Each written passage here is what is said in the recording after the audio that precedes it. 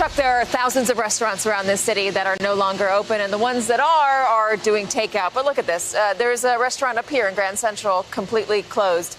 There's an entire row of restaurants over here, a concourse of restaurants that are completely closed. In the past month, more than 40 states have put restrictions on businesses. There are now some governors that are starting to reopen. They're hoping to get people back to work, but their power is limited by a blunt fact of economics. While America may be 50 separate states, it soars or sinks as one economy. There are tens of thousands of coronavirus-shuttered restaurants in New York City. And this is one of them. If you've ever been in a closed restaurant, there's a certain smell. The Smile is a popular downstairs cafe in Lower Manhattan. Matt Kliegman is co-owner. The Sunday of the 8th, I think, we had probably the best Sunday we've ever had in the history of the restaurant. Monday, down 10 to 15%. Tuesday, down 10 to 15%. Wednesday, 25%. At this point, we were like, something's happening. We closed Sunday night. So we went from maybe our best Sunday night we've ever had to, without question, the worst Sunday night we've ever had. In 7 days. Yeah. When the Smile closed, it joined in a wave of local disasters that are also part of a cascading national crisis. Just as COVID-19 infections spread exponentially, so does COVID-induced economic pain, as we found out tracing the path of the Smile's losses back up through its supply chain. Normally, the cafe buys from about 24 vendors, including meat, fish, bread, and more, each with its own web of suppliers.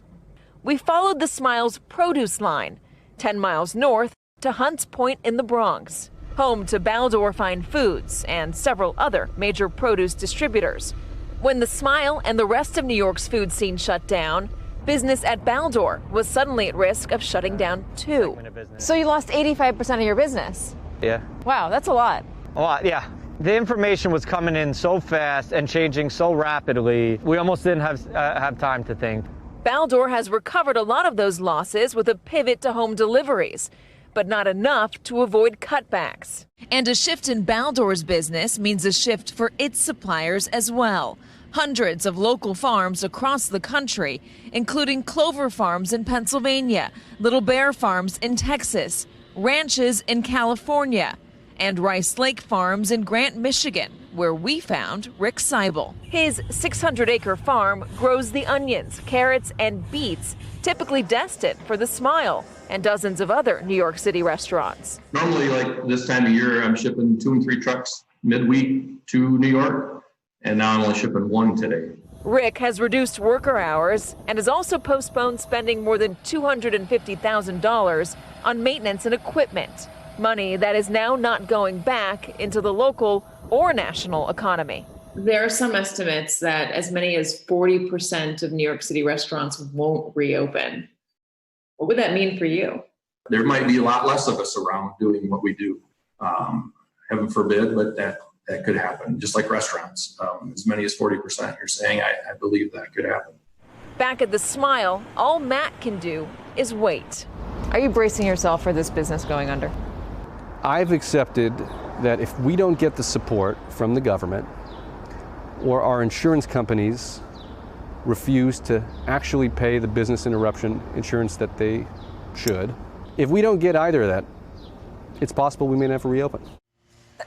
That is just one line from a single restaurant. That restaurant has a dozen other suppliers that we could have followed who are all experiencing the same thing.